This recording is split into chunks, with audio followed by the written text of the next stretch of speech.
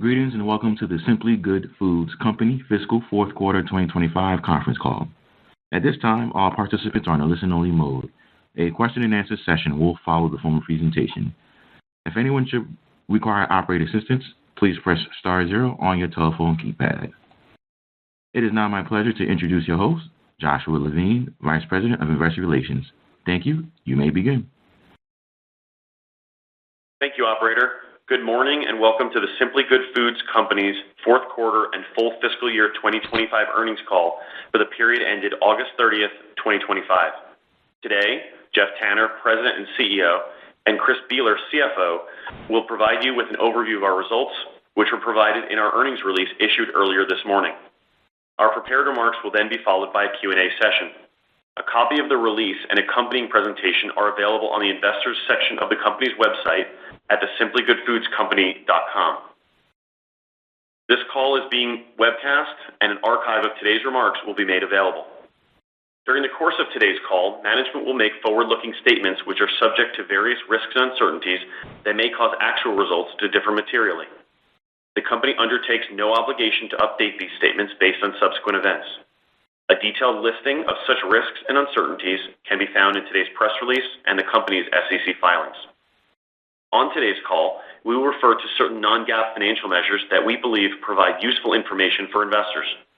Due to the company's asset-light, high cash flow business model, we evaluate our performance on an adjusted basis as it relates to EBITDA and diluted EPS. Please refer to today's press release for reconciliation of our non-GAAP financial measures to their most comparable measures prepared in accordance with GAAP. The acquisition of Only What You Need, or OWYN, was completed on June 13th, 2024. As we have now lapped the anniversary date of the OWYN acquisition, the use of organic refers to year-over-year growth for brands we have owned for more than 12 months on a comparable basis.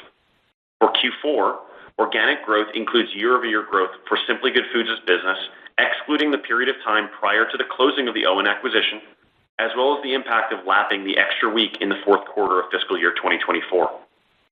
Finally, all retail takeaway data included in our discussion today, unless otherwise noted, reflect a combination of Circana's MULO++C measured channel data and company estimates for unmeasured channels for the 13 weeks ended August 31st, 2025, as compared to the prior year. I will now turn the call over to Jeff Tanner, President and CEO. Thank you, Josh. Good morning, everyone, and thank you for joining us. Fiscal year 2025 was a solid year for Simply Good Foods. We delivered 9% reported net sales growth, including 3% on an organic basis, and grew adjusted EBITDA by 3%. On a pro forma basis, including OWYN, but excluding the extra week from the prior year, net sales increased over 4% with adjusted EBITDA up approximately 6%. We largely completed the integration of OWYN, invested in our people and capabilities, and put our cash to work, paying off $150 million of debt and repurchasing more than $50 million of our stock. Our vision is clear: to be the scaled leader in high protein, low sugar, and low carb food and beverage. There is a generational shift towards these products that is quickly mainstreaming, one of the most impactful trends in food and beverage today. This is best highlighted by the continued strength of the nutritional snacking category. Our traditional aisle, which includes on-trend, high-protein performance nutrition, as well as adult nutrition, and several other fast-growing subcategories. In aggregate, this broader category has grown at least high single digits for the past 5 years and grew plus 13% this year, reinforcing how relevant it is today and supporting studies that show more than 70% of Americans are actively seeking more protein and less sugar, as well as fewer carbs in their diets. In support of our vision, we have been on a journey to rapidly evolve our organization to win in this exciting and dynamic space. In the last couple of years, we have rapidly shifted our portfolio. Quest and OWYN now represent nearly 3/4 of our net sales, with both growing double digits in fiscal year 2025. Quest, which generated almost 2/3 of the company's net sales in Q4, is the category disruptor, flipping the macros on large mainstream snacking categories. Over the past 2 years, we have accelerated the pace of product innovation while broadening our reach, with marketing up about 50% since fiscal 2023, and household penetration now approaching 20%. Our recent acquisition of OM enhanced our presence in the fast-growing ready-to-drink shake segment, while positioning us to become a leader of the rapidly accelerating clean label movement. To support our fast-growing salty snacks business, we're expanding capacity for the second time in 2 years, with construction on an additional production line now in progress. We increased our investment in innovation, strengthening R&D, and reducing time from concept to launch. We invested in new sales talent and selling capabilities, expanding our opportunity to drive distribution both within and beyond our core aisle, and to deepen penetration within channels. And we ramped up productivity initiatives to combat inflation and free up funds to fuel our growth. Additionally, to compete and win in our space, we have consciously increased our organizational output across all facets of the company. We have challenged ourselves to reduce lead times in innovation and marketing, embrace agility in our supply chain, and evolve our marketing playbook to incorporate an insurgent mindset to compete against brands large and small. The goal is an organization that combines the agility and speed of an insurgent challenger with the advantages of scaled R&D, supply chain, and selling capabilities. I am excited by the improvements we've made and how these actions position our company to win. In the near term, however, we must address 2 important challenges. We understand the magnitude of each, have plans against both, and are confident we will work through these headwinds as we continue to evolve the company. First, as we've discussed in the past, Atkins is losing shelf space in the highly competitive nutritional snacking aisle. Over the last several years, as sales for this category doubled in size with space at a premium, Atkins' large distribution and merchandising footprint has come under pressure, with sales declines in recent periods mainly driven by distribution cuts at several retailers, especially at club and mass. 75% of Atkins retail sales today come from approximately half of its SKUs, which turn in the top 2 quartiles of the category velocity rankings. As we enter fiscal 26, our tail SKUs that turn in the bottom of category velocity rankings have been trimmed back at some accounts. As we consider potential future distribution risk across our top accounts, it's important to note that only approximately 10 to 15% of Atkins SKUs on average are still in the bottom quartile today. While painful in the short term, this process will better align Atkins shelf space with sales in support of a sustainable business powered by a strong core assortment. Encouragingly, at a large retailer where we recently saw a double-digit decline in distribution, our average velocities are up nicely across the reset, giving us confidence we're on the right track. To help strengthen the brand and attract new consumers, in September, we began to flow into market several initiatives. These include new advertising that reorients Atkins from a more general lifestyle brand back towards weight management, as well as modernized packaging, innovation, and an updated website. We've also brought to market a smaller pack size within our bar portfolio, providing consumers a more attractive entry price point intended to stem declines in one of the more challenged parts of the business.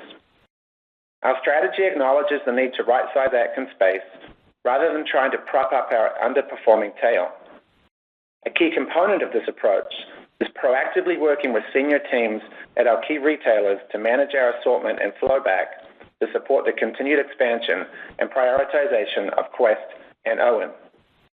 Again, while these decisions may be painful for the Atkins brand in the short term, we're taking the right decisions and the right actions for the brand, the category, and for Simply Good. Our second major challenge is inflation.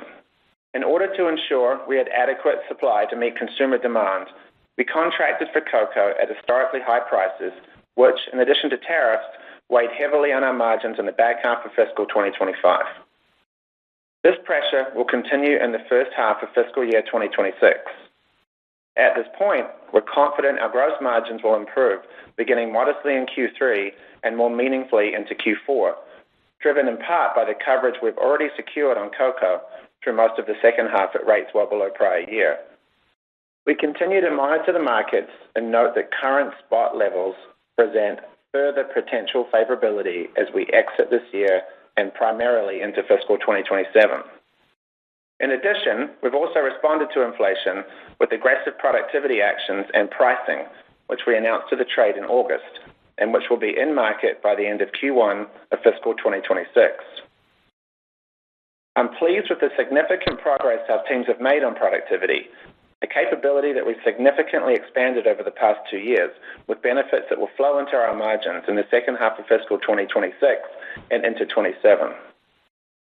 Looking ahead, we're in a strong position.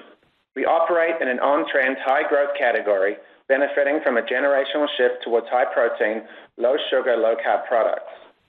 We will lead this shift and create value for our shareholders by accelerating innovation, expanding physical availability of our products, and from breakthrough marketing. Our world-class R&D team, asset-light model, category leadership role with retailers, and enhanced selling capabilities give us a competitive edge, and our strong balance sheet provides optionality for M&A. Turning to Quest, which represented almost 2/3 of our net sales in Q4.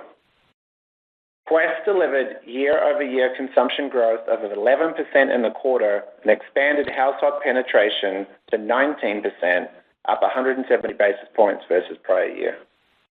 For fiscal year 2025, Quest grew consumption 12% and net sales over 13% on a 52-week basis, helping to deliver a 5-year CAGR of nearly 20% under our ownership.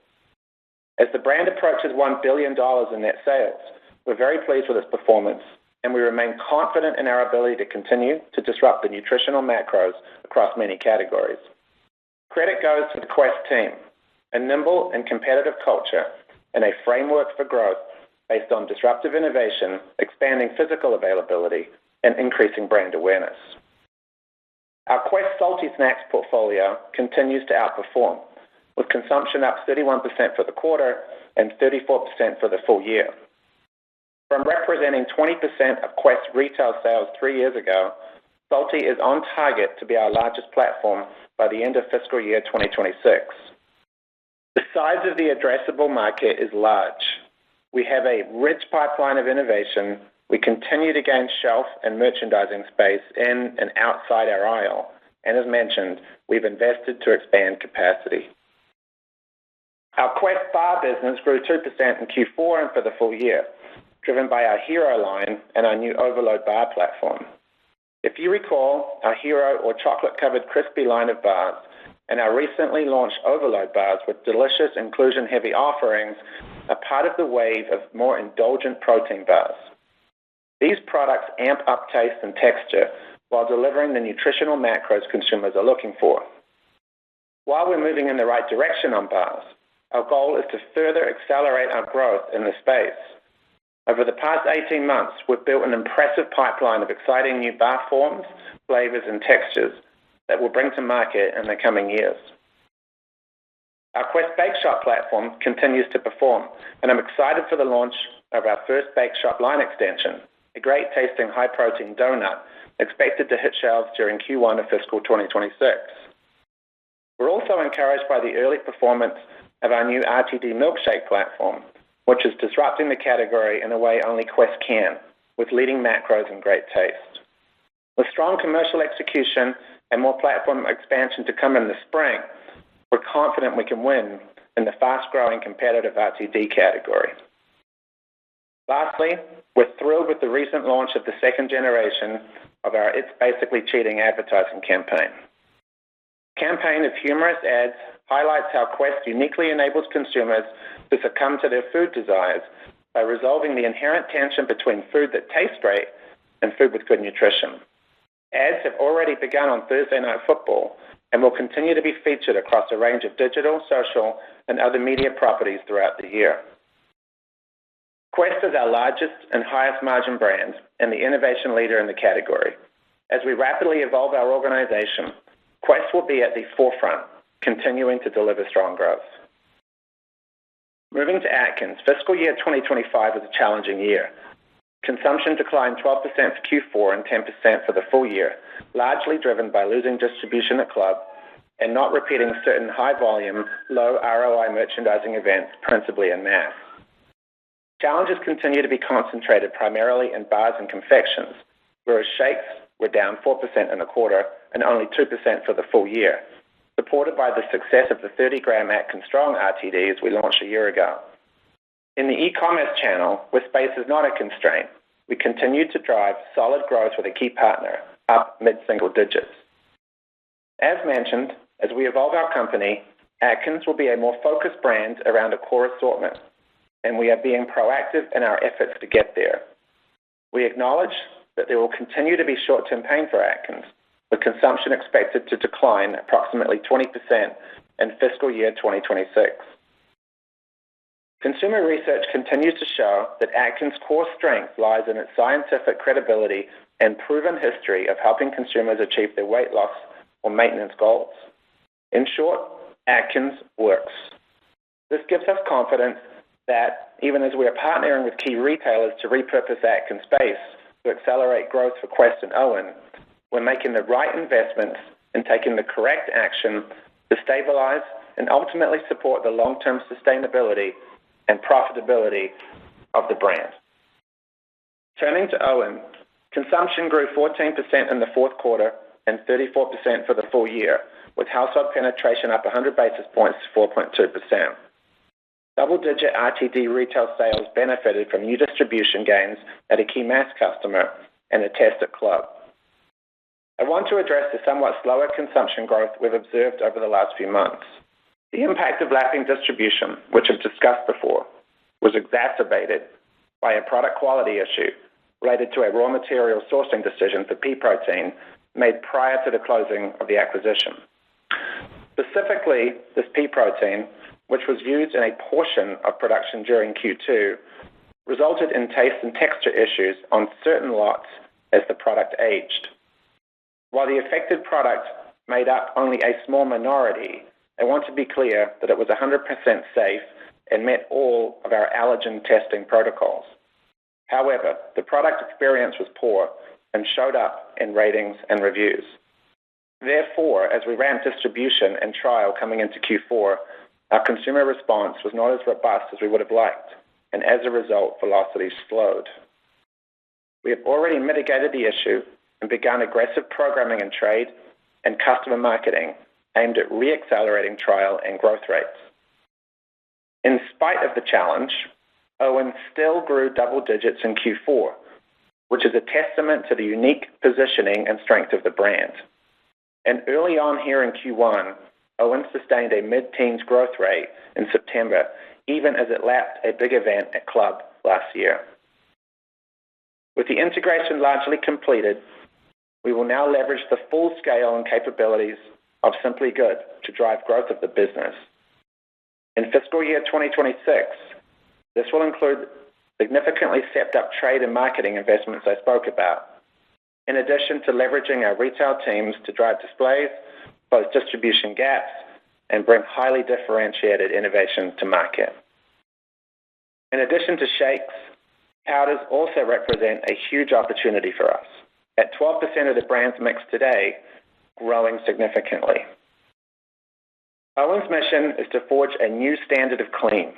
Its products are free from the top 9 allergens and have a cleaner and simpler list of ingredients.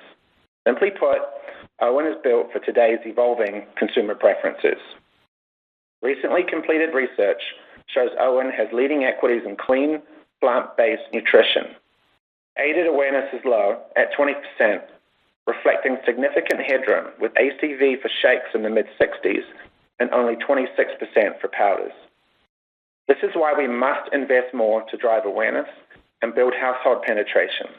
We're only scratching the surface for what this brand can be, and we're fully committed to unleash its full potential.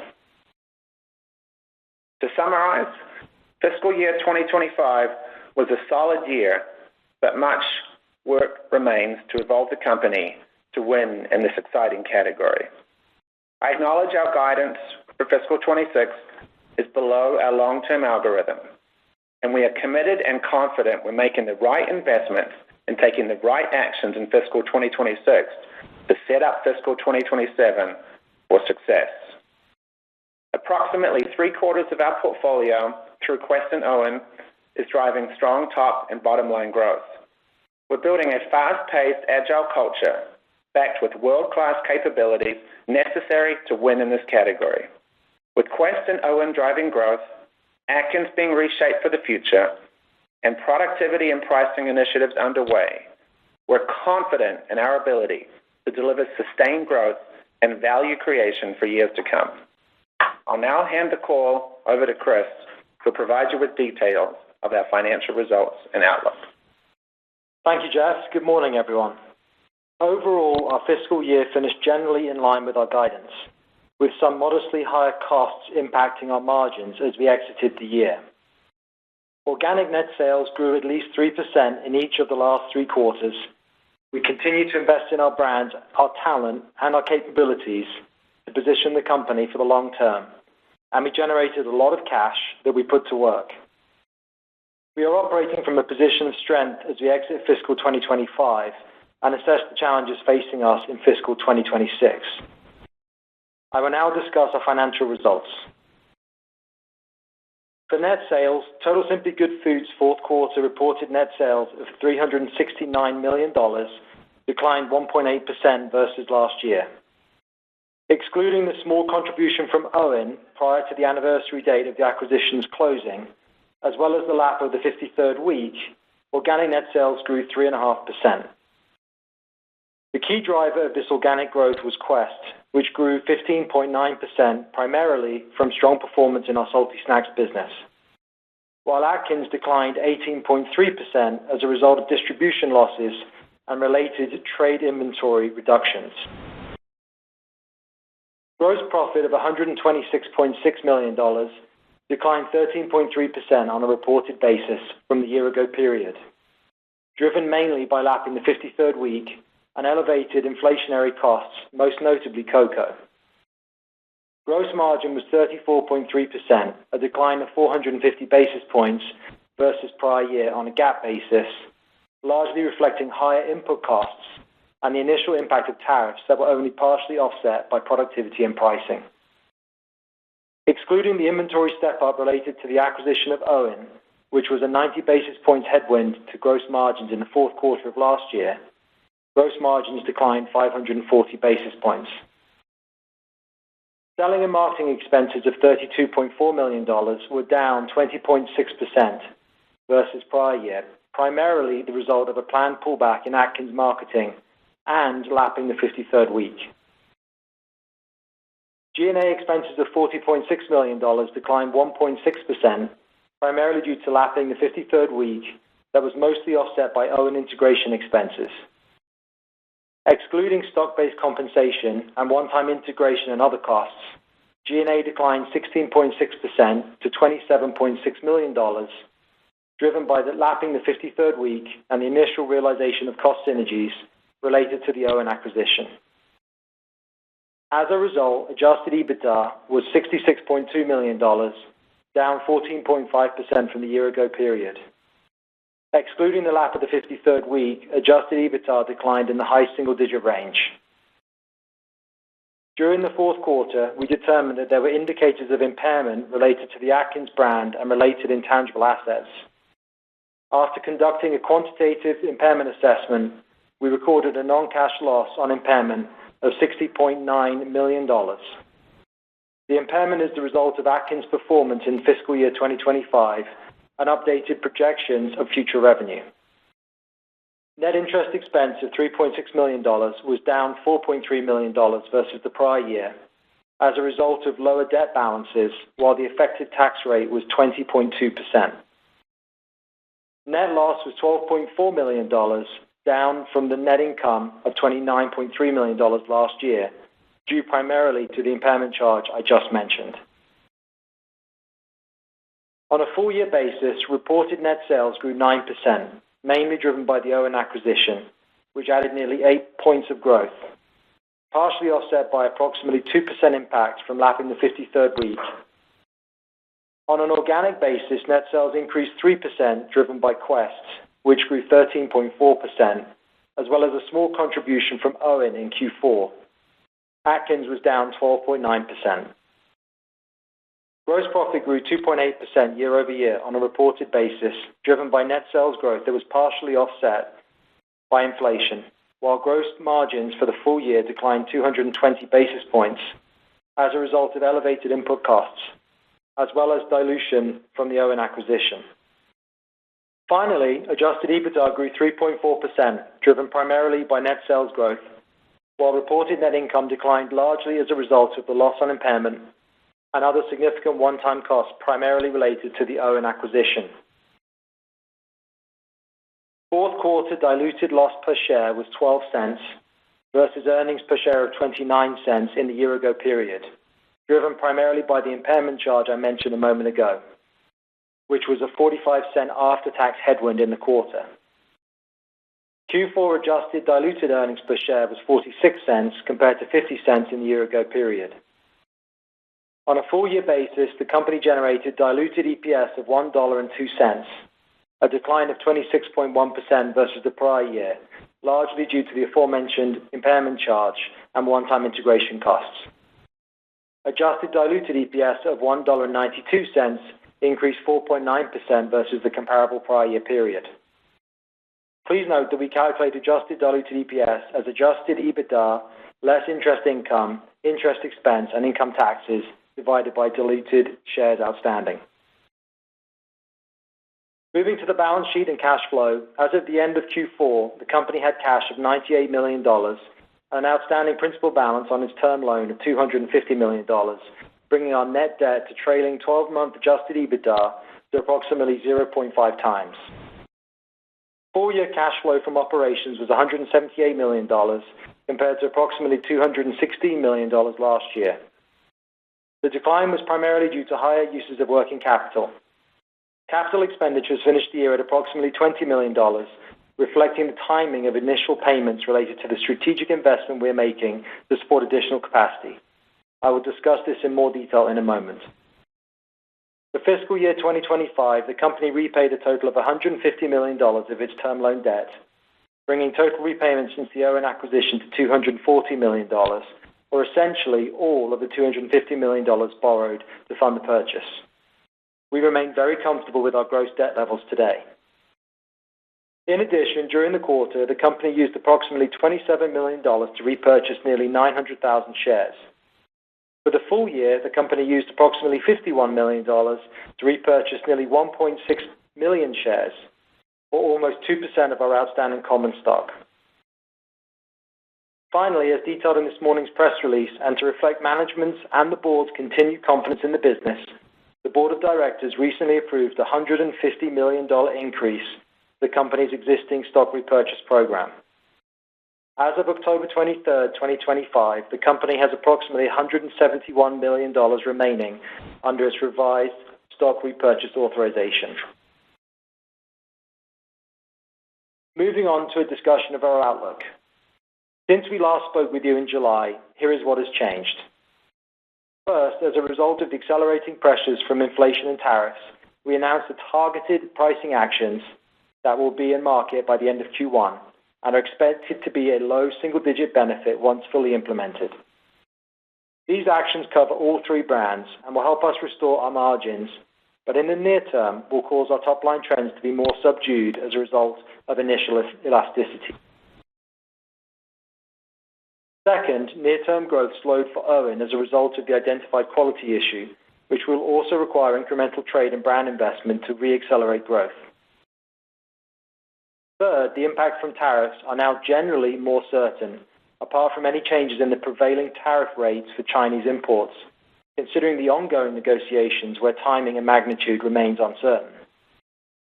Assuming no significant change in prevailing tariff rates on China, we estimate our total tariff exposure will be less than 2% of our fiscal 2026 cost of goods sold on a net basis, including the benefit of currently identified mitigants against which we are already taking action.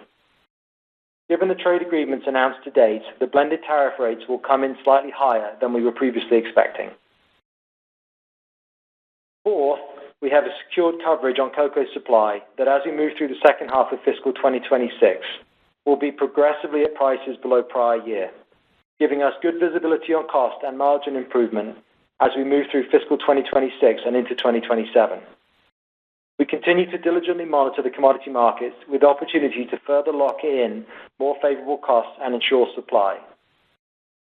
And finally, while not a change, I want to point out that we remain committed to investing in our growth platforms for the long term, even while we face higher inflation, especially in the first half. Therefore, for fiscal year 2026, we expect the following. Net sales growth is expected to be in the range of -2% to +2%, with growth from Quest and OWYN offset by Atkins. Gross margins are expected to decline in the range of 100 to 150 basis points, and adjusted EBITDA year over year is expected to be in the range of -4% to +1%. This includes increased marketing spend on Quest and OWYN to support growth while focusing on profitability for Atkins. Management is focused on long-term growth for the total company and will look to provide more fuel should it find the opportunity to do so. As we look at the shape of fiscal year 2026, the year will be a tale of two halves, with the second half expected to be stronger on both the top and bottom line than our first half. Starting with net sales, we expect growth in the first half to be at or below the lower end of our full-year range, with Q2 likely to be our weakest quarter of the year. The first half will be impacted by initial elasticities related to our recently announced pricing actions and the wraparound drag from Atkins distribution losses. While we will see the underlying benefit of recent distribution gains on Quest and OWYN, growth will be muted by the lingering effects from the OWYN quality issue and a generally tough lap for Quest and OWYN, both of which benefited in the prior year from strong merchandising programs, particularly in Q2. By the second half, we expect trends to improve meaningfully, driven by an exciting slate of innovation launches across our brands, normalizing elasticities, lapping the initial impacts from OWYN's product issues, and tailwinds from distribution. Therefore, we expect net sales growth in the second half of the year to be at the higher end of our full-year outlook range. Moving down the P&L, the shape of the year will be even more pronounced, driven by elevated inflation and tariffs impacting our margins in the first half, before we benefit from the combination of lower cocoa costs, building productivity, and realized pricing in the second half. This lag will be most acute in Q1, when we will have very little benefit from pricing and productivity to help offset the higher costs, including the historically high cocoa inflation and our first full quarter of tariffs. As a result, we expect Q1 gross margins around 32.5%, representing a year-over-year decline of nearly 600 basis points. Beginning in Q2, we expect to deliver sequential improvement in year-over-year trends for gross margin, and by the second half, we expect our gross margins to be in line or slightly better than our full-year fiscal 2025 gross margins on a GAAP basis, implying gross margin expansion in Q4 of nearly 200 basis points year-over-year. Adjusted EBITDA should generally track the shape of our expectations for gross margins, with pressures in the first half and much stronger results by the second half. Specifically, we expect first quarter adjusted EBITDA to decline by approximately 25% year-over-year. By Q2, we would expect more subdued year-over-year declines in the high single-digit range before we return to growth in the second half. Similar to gross margins, we expect the fourth quarter to be our strongest period of growth, up double digits year-over-year. I would note that our outlook assumes current economic conditions, consumer purchasing behavior, and prevailing tariff rates will generally remain consistent across the company's fiscal year. While our outlook includes a number of important assumptions, there remain several uncertain swing factors outside of our control that could represent risk to our outlook. Before we open up the call for questions, I wanted to finish by explaining our plans to spend $30 to $40 million on CapEx in fiscal 2026, Nearly all of this investment will be to support growth in our most attractive areas, and particularly to reinforce our competitive moat in our salty business. We have been very clear that there is a big opportunity to drive continued expansion in our salty platform. Consumers love the products, and retailers are leaning in with us. The investment in incremental and more flexible capacity enables us to support our long-term growth aspirations on the business and has an attractive payback. Strong cash flow generation is a hallmark of this company, and next year will be no different. Our low debt levels and high cash conversion rate provides us the optionality to create meaningful long-term value for our shareholders in multiple ways, including by investing in capacity through share buybacks and via M&A. For a comprehensive summary of our full-year outlook, please see slide 17 in our presentation. I want to commend our team for their hard work and tenacity to deliver the year and thank them for their support and collaboration in my first quarter as CFO. That concludes our prepared remarks. Thank you for your interest in our company. We are now available to take your questions. Thank you. We will now be conducting a question and answer session. If you would like to ask a question, please press star 1 on your telephone keypad. A confirmation tone will indicate your line is in the question queue. You may press star 2 to remove yourself from the queue. For participants using speaker equipment, it may be necessary to pick up their handset before pressing the star keys. And also, as a reminder to allow time for everyone to ask a question, we ask that everyone in the queue to provide only one question. Our first question comes from the line of Peter Grom with UBS. Please proceed with your question. Thank you, operator, and good morning, Jeff, Chris, Josh. Hope you all are doing well. So I wanted to just pick up on the comments around Owen and kind of the product quality issues that you alluded to that impacted the quarter. Jeff, it sounds like these are now kind of in the rear view here. So just curious how you think about the path from here, maybe what you've seen more recently from the brand. And then I guess just related, when you think about the full year sales guidance, what's the range of outcomes as it relates to Owen based on what we know today? Thanks. Yeah, appreciate the questions. As we said on the call, our guidance for the year had always expected Q4 to slow a bit as we were lapping known distribution wins. However, as mentioned, Q4 was impacted by product quality issue related to the raw material sourcing for pea protein, a decision that was made prior to closing the acquisition. More specifically, the pea protein was used in production during Q2, which did impact taste and texture on certain lots as the product aged.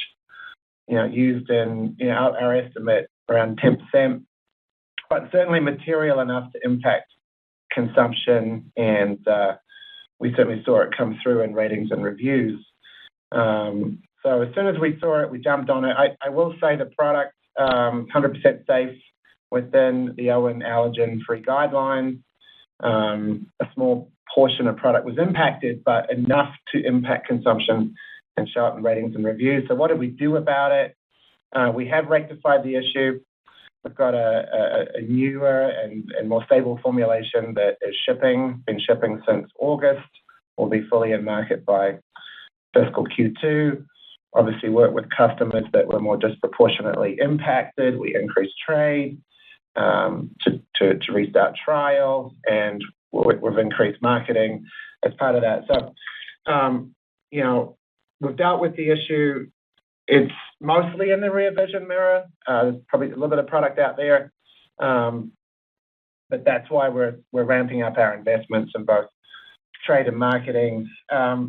We continue to be extremely confident about the trajectory of this business. Strategically, it's expanded our presence in the shake category. It reaches a new consumer, namely those looking for plant, clean label. Feedback from retailers that this is a very distinct incremental segment. The integration has gone well. The synergies are on track. So, this was this product issue. we've jumped on it, we've dealt with it. But as you look forward, I could not be more excited about the OWYN brand. It's the clear leader in clean, and as we sit today, even versus where we were when we completed the acquisition, you're seeing the increasing emergence of clean and consumers looking for clean options, and we certainly hear that from retailers.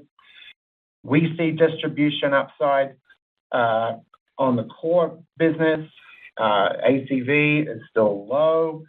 As you look at brand awareness, it's only aided awareness around 20%. That's why we're significantly increasing marketing. But this is not just on the core shakes business. I think as we mentioned on the call, the powders business, smallish portion today, but that's extremely high growth, very incremental. And one of the things we did right at close of acquisition is we integrated the R&D teams.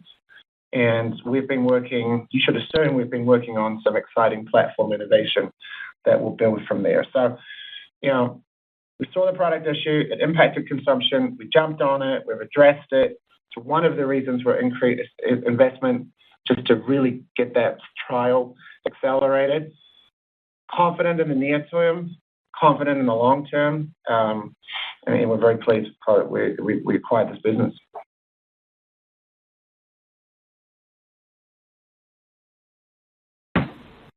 Thank you. Our next question comes from the line of Steve Powers with Deutsche Bank. Please proceed with your question. Great. Good morning, guys. Morning. Morning. So, Jeff, maybe picking up on where you started the conversation, just on the low sugar, high protein macro trends. Assuming it's as strong and enduring a structural shift as you discussed in your opening, and I think there are a lot of reasons to believe it is. I guess how do you handicap future competition?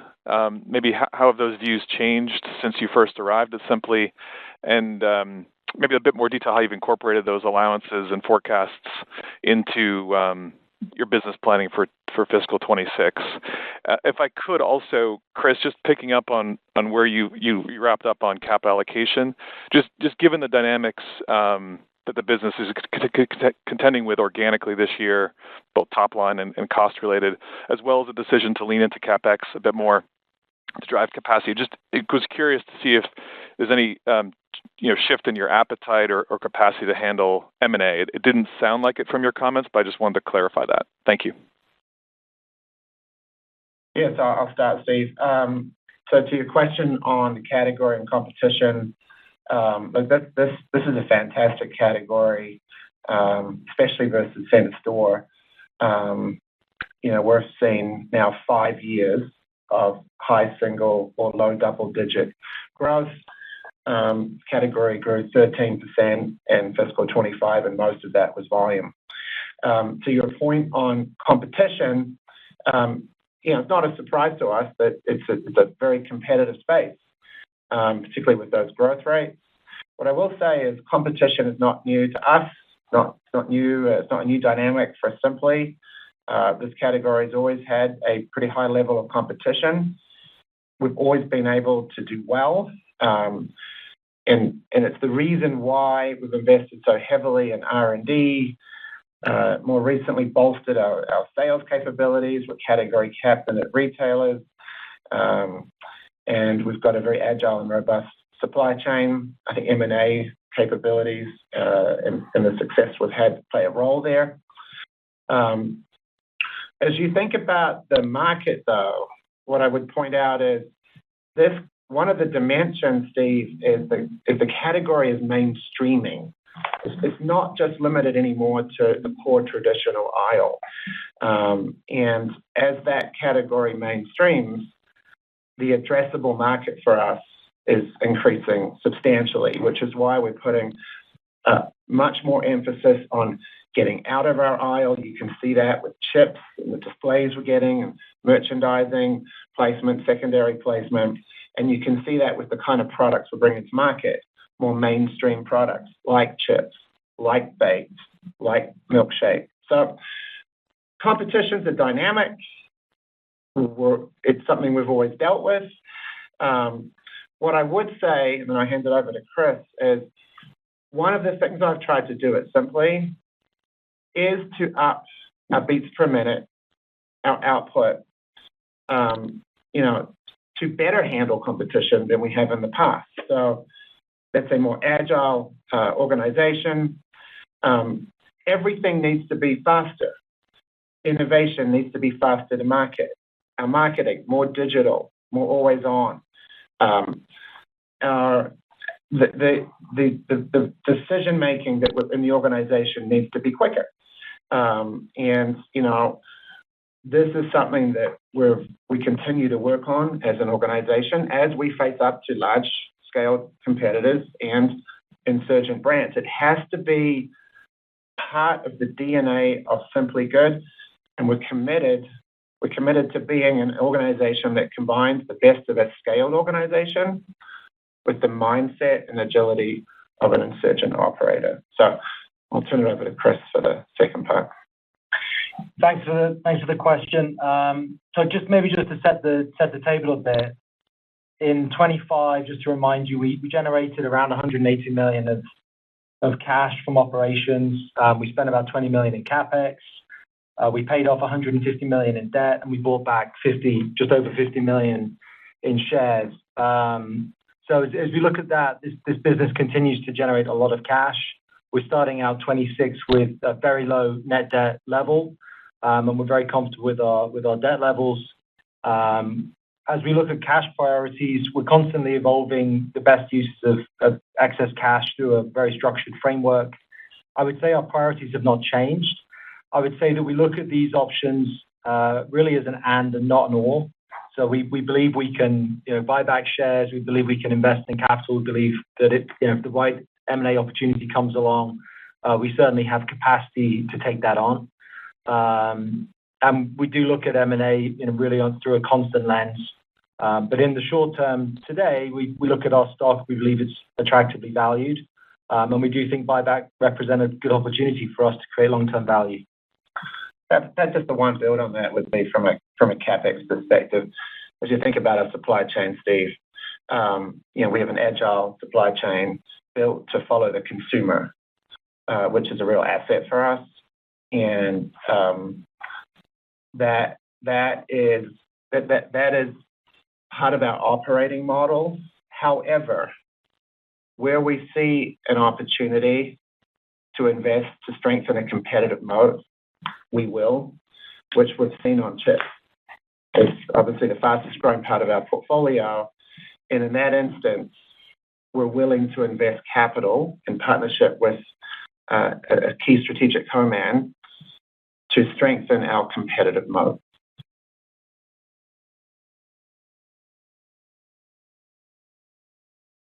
Thank you. Our next question comes from the line of Robert Moskow with TD Cowen. Please proceed with your question. Hi, thanks for the question. I just want to make sure, I'm getting my math right, because the top line guidance was a thing that I think surprised us, being lower and zero at the midpoint. The Atkins decline was not the surprise, though. So, given that I think Quest exited the year at 14% organic growth, and I think you even said that despite the problems on OWYN, you were also double-digit there. Just mathematically, it looks like these two are going to be up high single-digit in fiscal 26. I just want to make sure I got that math right. And if so, are you forecasting a deceleration in Quest in 26? Is that also part of the guide along with OWYN's issues? Thanks. Yeah, so I think you got the math roughly right. We're looking at Quest up really high single digits. OWYN will be in double-digit range. And as we talked about on the call, Atkins is going to be down in consumption about 20%. I think a couple of factors that perhaps will explain it. We have, as we said on the call, we have a price increase that we've announced to trade. It's not in market yet, so it won't be showing up in consumption numbers yet. So we do have a price elasticity effect that'll be heaviest in the first half. We're also assuming Atkins trade inventories will come down, driven by the distribution losses, which also helps explain a little bit the consumption versus net sales guidance. And then from a Quest perspective and OWYN perspective, as you look at the first half, they have some tough laps, which we will have to work through, which is also why half one is a little bit lower, perhaps than the full year.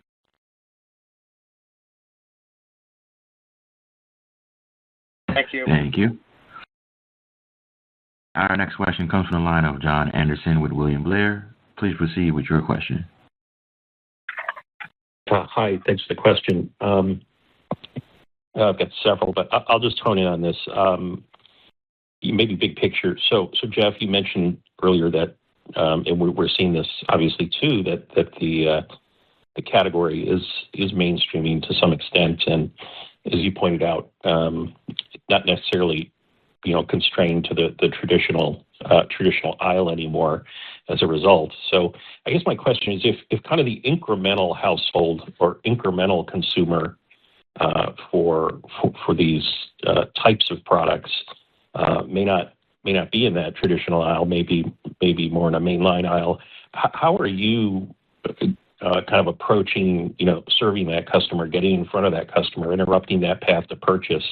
What kind of capabilities are you building? Have you invested in? How do you see the offering evolving and maybe moving around the store? Thank you. Yeah, it's a good question, and we certainly see it. If you just look at the increase in household penetration that Quest has experienced and OWYN has experienced, Quest up 19% and OWYN up close to a point. But you're right. So as the category has mainstreamed, as more and more consumers are looking for high protein, low carb, low sugar options, they're looking for those options everywhere they shop. This is no longer just isolated to the more traditional aisle near the pharmacy. In my opinion, this is one of the biggest trends that is shaping this category, the mainstreaming of it. And that is why over the last year in particular, we've had a focused effort on expanding the physical availability of our products outside our aisle. And so you will see secondary placement in mainline aisles, for example, chips. We've built a new retail team that is focused on driving displays across the store. We have made progress in new channels, particularly in the club space. We've invested in away from home, so think universities, gyms, and airports. And what I would say is we're still in the early innings of that. That is one of the biggest growth vectors that we are focused against right now, and we've built the capabilities to do that. The second piece to that is continuing to bring products that are more mainstream, not just limiting our innovation to bars and shakes. And we've seen that with Quest chips, and we are in the early innings of Quest chips. You've seen that with our Bake Shop launch, which has proven to be highly incremental.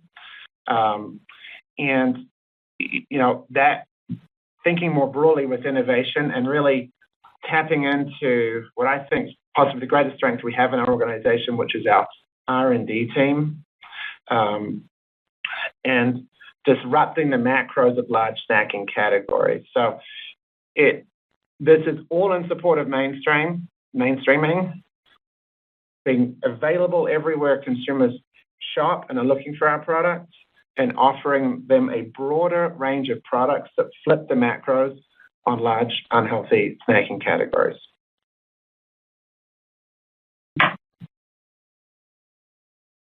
Thank you. Our next question comes from the line of Megan Clapp with Morgan Stanley. Please proceed with your question. Hi, good morning. Thanks for all the detail. I wanted to ask about Atkins. Jeff, I think you mentioned at this point 75% of the brand sales come from SKUs in the top two quartiles of category velocity. Are you able to just tell us, are those SKUs growing at this point? I'm just trying to kind of square with the 20% decline you're expecting this year. Is that concentrated in kind of the lower velocity SKUs, or are you still seeing some pressure within the core? And just how should we think about kind of that 10 to 15% in the bottom quartile? Is the bulk of the rationalization you think, as we get through 26, going to be behind you? Thank you.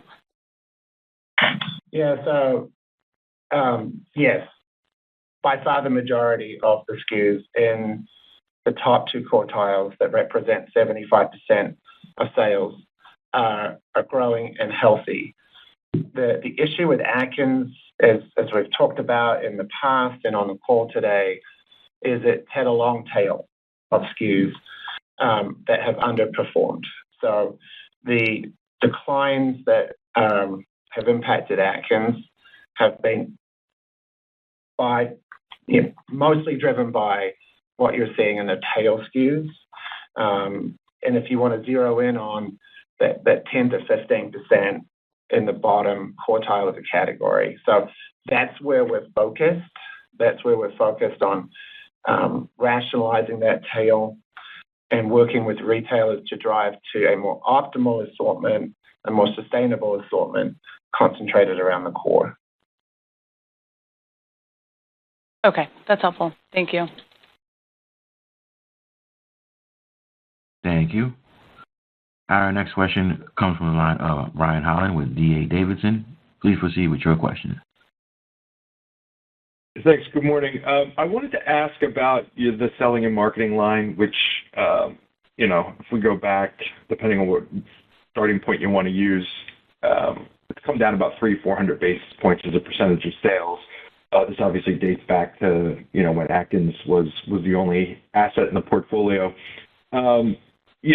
You talked this morning about leaning into the OWYN brand, despite the fact that you have margin pressures elsewhere, so you're taking an incremental hit to support that brand.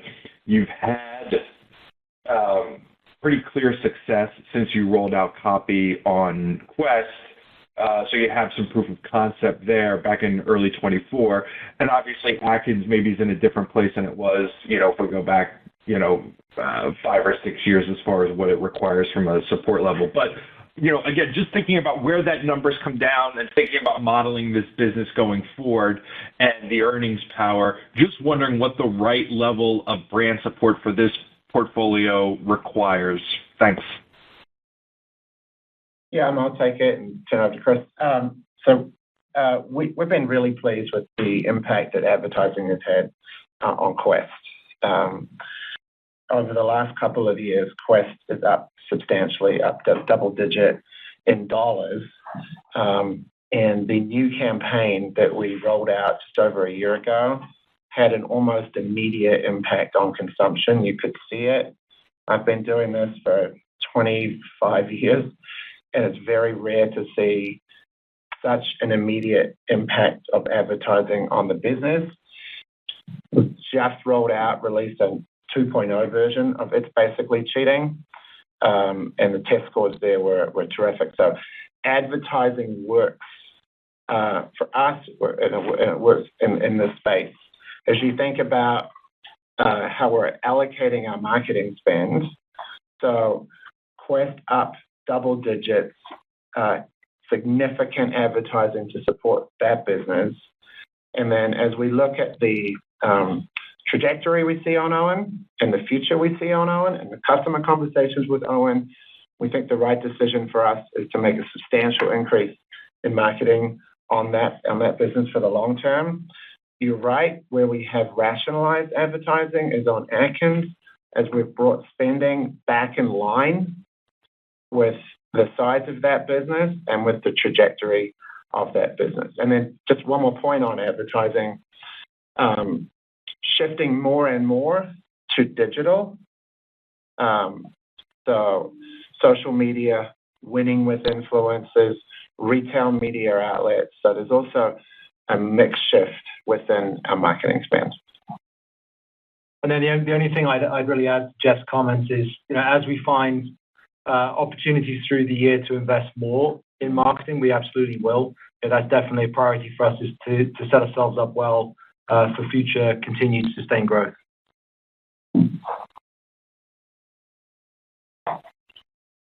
Thank you. Our next question comes from the line of Kaumil Gajrawala with Jefferies. Please proceed with your question.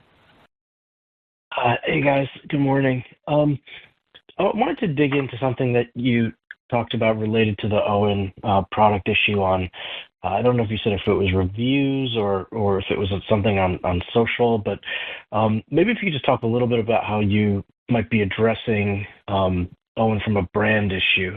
Maybe the product quality issues are resolved, but what impact did it have on the brand? You've talked a lot about sort of incremental marketing, but maybe what specifically are you doing, and perhaps what is the narrative, or has the narrative been impacted in any way from this issue? Thanks. So let me just reinforce that the product issue is largely behind us. We've been shipping new, more stable products since August, and that the impact was less than 10% of products. That notwithstanding, it did have an impact on consumption and ratings and reviews, which did drop. The product in market was a little more concentrated in a few channels. We've over-invested in those channels to get the ratings back up, to drive trial, and I'm confident that this business will be, very quickly back to where it was. And, to underscore that, even with the issue in market, the brand is growing mid-teens.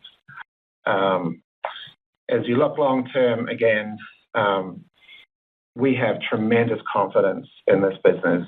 The clean movement is really accelerating. We're hearing it from retailers.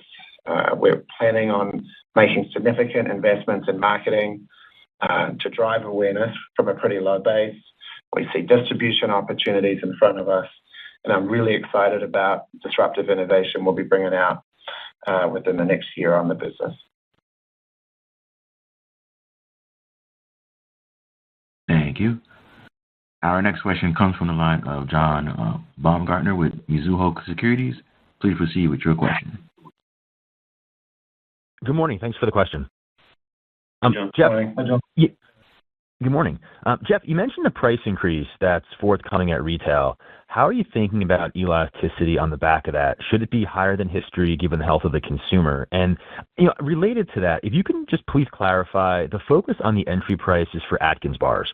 Are you finding that absolute prices today, after the last few price increases taken, have prices become an impediment to consumption among existing buyers? Or is this more of a mix shift, whereas as the category mainstreams, new households come in, maybe more middle-income consumers, does it require lower prices to attract new households? Yeah, so on pricing, we have announced pricing on portions of the portfolio, kind of in the mid to high single-digit range.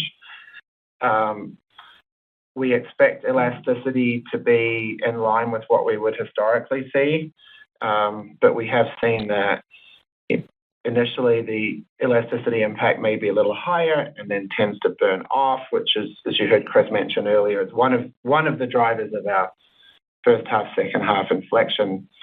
To your question on have we seen pricing dampen growth? Absolutely not.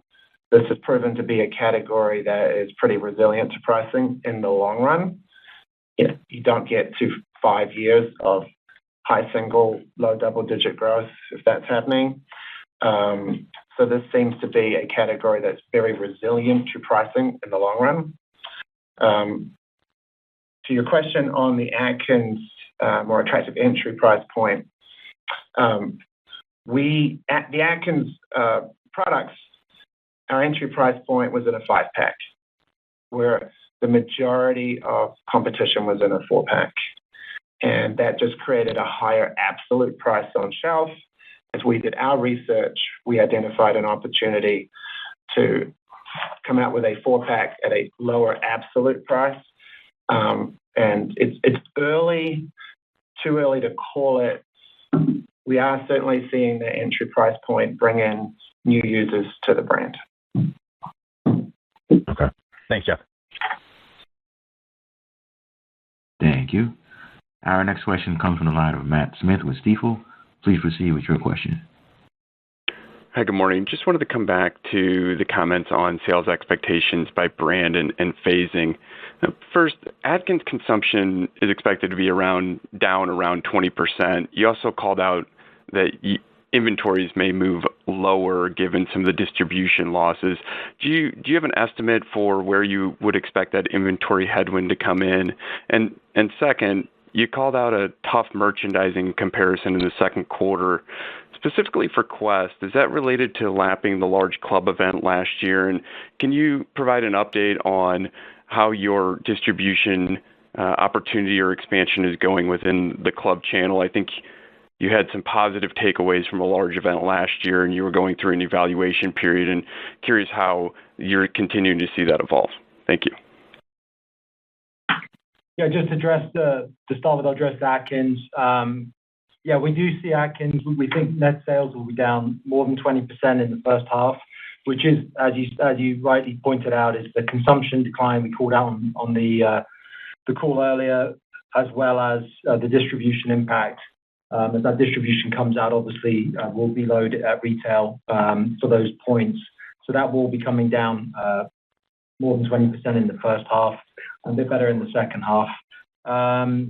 In terms of Quest, yeah, we are lapping some heavy merchandising in Q2 last year.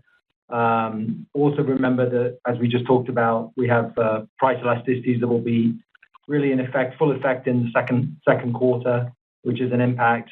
But we're very happy with where, especially the salty business is running. Obviously, still very strong and lots of momentum left on that business. Yeah, and I can pick up the question on Quest. So yeah, you're right. Last year, during New Year, we had a test at a large club customer where we have really not had any business at all.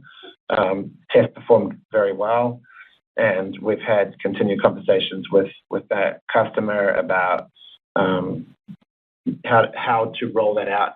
And the way that it looks like it's going to phase at this point is that it will be more spread out throughout the year, more consistent distribution, versus having all of that distribution as we did in January, February, and a little bit into March. So that's where we're landing right now. We continue to work with that customer. I'm really excited about the new relationship we're building with that customer. It does represent for Simply significant white space from a distribution perspective. And just more specifically back to the Quest chips and the lap is the spreading effect of that volume that will now be more spread throughout the rest of the year as opposed to concentrated.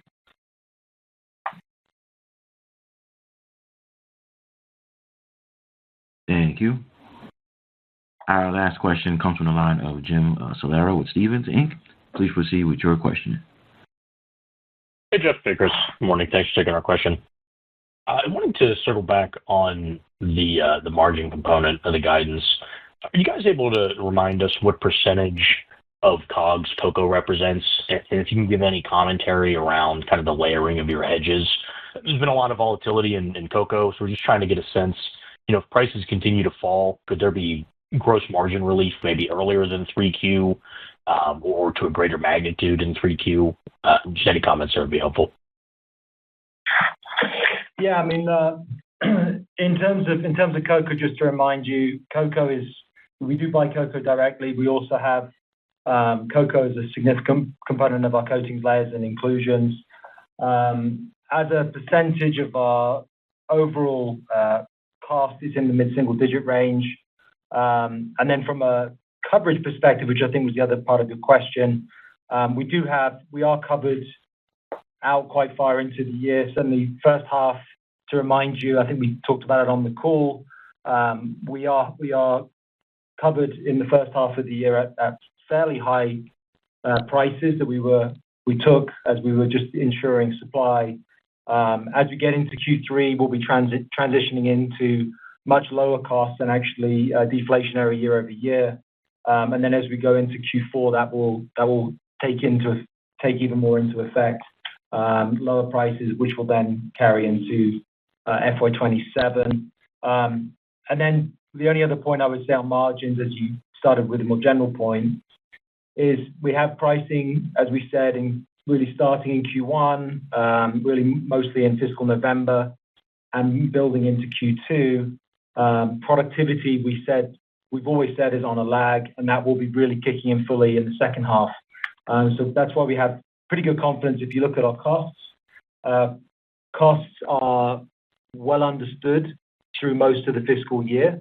Pricing is building, productivity is building, and we do see, even in the spot prices, specifically on cocoa, even further opportunity, again, as we think about Q4 and into 27. The spot has come down quite considerably in the last couple of months, and certainly considerably from the position we have today through the first half.